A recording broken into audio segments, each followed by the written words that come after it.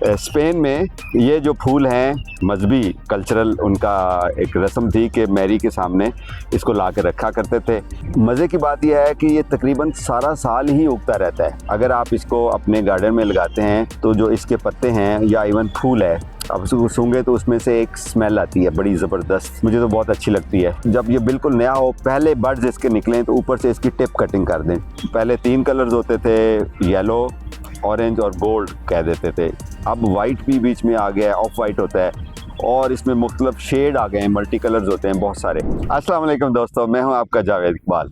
ये रंगों की बहार, खूबसूरत पीले, गुलाबी और मिक्स कलर के जो फूल हैं, आप सब जानते हैं इसको कहते हैं मैरीगोल्ड या इसको कहते हैं गेंदे का फूल। इसका एक और नाम है कैलेंडुला। और इसको मैरीगोल्ड क्यों कहते हैं थोड़ा सा मैं आपको बताता हूँ, बाकी बातें इसके बारे में आपने गूगल करनी है ताकि आपको हमेशा याद रहें। अगर सारी बातें मैं बता दूंगा तो फिर आप ना रिसर्च करेंगे, ना गूगल करेंगे, ना ढूंढेंगे और ना आपको याद रहेंगी। स्पेन में ये जो फूल हैं मजहबी कल्चरल उनका एक रस्म थी कि मैरी के सामने इसको ला के रखा करते थे, तो इसका नाम पड़ गया जी मैरीज गोल्ड। फिर चलते चलते मैरी गोल्ड बन गया। तो इतना काफ़ी है। इसके जो बीज हैं वो लगते हैं जनाब आज से 2 महीने पहले, 1 महीना पहले, और उसके बाद इसकी पनीरी 2 महीने पहले इसके बीज लगते हैं। फिर 1 महीना पहले इसकी पनीरी ट्रांसप्लांट करते हैं। ये उन फूलों में से है जो आसानी से पनीरी से उग जाता है, तो इसकी पनीरी को ट्रांसप्लांट करते हैं और उसके बाद तकरीबन 1 महीने के बाद इसके ऊपर फ्लावरिंग स्टार्ट हो जाती है। ये उस वक्त खिलते हैं जब वैसे जो है आप दाएं बाएं देखते हैं बागों में, हमारी क्यारियों में फूल कम होते हैं। ये ख़ज़ां का सीज़न आता है तो ये बहार, अपनी बहार इनकी ऊपर आ जाती है। और मज़े की बात यह है कि ये तकरीबन सारा साल ही उगता रहता है मैरीगोल्ड। कभी थोड़ा शेड में कर दें, कभी कहीं कर दें। अब मैं इसकी कुछ बेसिक चीज़ें आपको बताता हूँ। पहली बात तो ये है कि ये रिपेलेंट है। अगर आप इसको अपने गार्डन में लगाते हैं तो जो इसके पत्ते हैं या इवन फूल है, अब उसको सूंघे तो उसमें से एक स्मेल आती है बड़ी ज़बरदस्त, मुझे तो बहुत अच्छी लगती है। और ये एंटी मॉस्कीटो है, यानी कि मॉस्कीटो रिपेलेंट है। ये मॉस्कीटो इस फ्रेगरेंस को, इस स्मेल को पसंद नहीं करता। तो एक तो इसका लगाने का ये फ़ायदा है। दूसरा, अगर आपने इसकी ज़्यादा फ्लावरिंग लेनी है तो 2 चीज़ें आपने जहन में रखनी है। एक तो पूरी सनलाइट में, फुल धूप की रोशनी में ये उगना चाहिए।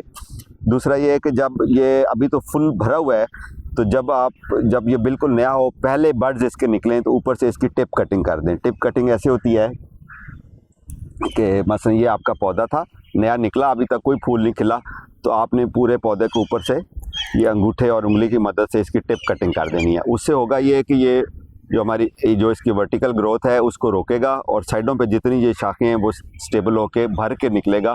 जहाँ एक फूल निकलना था वहाँ पर 10 निकलेंगे। तो ज़्यादा फ्लावरिंग के लिए आप ये कर सकते हैं, ठीक है।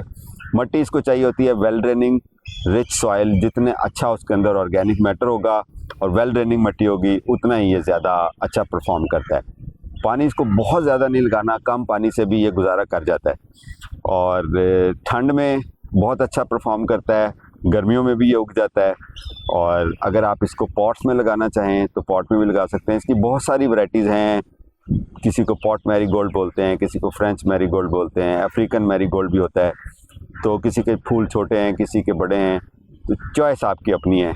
बड़े साइज़ का F1 हाइब्रिड जिसको कहते हैं, वो बड़े बड़े साइज़ के फूल आपने देखे होंगे, उसमें 3-4 मुख्तलिफ कलर्स आते हैं। लेकिन अब with the passage of time इसके अंदर पहले 3 कलर्स होते थे, येलो, ऑरेंज और गोल्ड कह देते थे। अब वाइट भी बीच में आ गया है, ऑफ वाइट होता है और इसमें मुख्तलिफ शेड आ गए हैं, मल्टी कलर्स होते हैं बहुत सारे। तो आजकल अगर आप इसको लगाना चाहते हैं, बीज से अब भी उग जाएगा, लेकिन बेहतर यह है कि एक फूलों पे आया हुआ पॉटेड प्लांट घर पे लाएं और उसको घर पे रखें और उसको एंजॉय करें। आखिरी टिप जो मैं आपको इसको बताने वाला हूँ, ये थोड़ा सा कैमरा नीचे करें। ये जो फूल इसका स्पेंट हो जाता है, खिल चुका होता है, आप इसको काटते रहें। उसकी वजह क्योंकि नेक्स्ट फेज़ में इसके अंदर ये बीज इसके बन रहे हैं और ये जो बीज हैं इसकी तरफ फोकस करेगा पौधा और कहेगा मेरा लाइफ साइकिल कंप्लीट हो जाए और फ्लावरिंग आहिस्ता आहिस्ता कम कर देगा और फिर अल्टीमेटली बंद हो जाएगी। अगर आप इसके ये स्पेंट फ्लावर जो खिल चुका होता है 5-6-7 दिन के बाद ये इस तरह की शक्ल उसकी हो जाती है ब्लैकिश सी, तो ये अगर तोड़ते रहेंगे तो ये फ्लावरिंग ज़्यादा करता रहेगा। इस ये जो है अपना, इसकी डेड हेडिंग भी इसको आप कहते हैं, तो इससे आप कोई महीना 2 महीने ज़्यादा इसकी फ्लावरिंग ले सकते हैं। तो और दूसरा, इसकी कटिंग अपनी मर्ज़ी से आप इसको ट्रेन कर सकते हैं, थोड़ा आप झुका सकते हैं, आप लटके हुए गमलों में भी लगा सकते हैं। तो बहुत ही hardy, it is a friend of gardeners. बहुत प्यारा फूल है। आप इसको इस वक्त सर्दियों में स्पेशली प्लान करके घर में लगाएं, जब कोई फूल नहीं होते हैं, तो ये आपको बाहर देता है। अपना ख्याल रखिए। Happy gardening.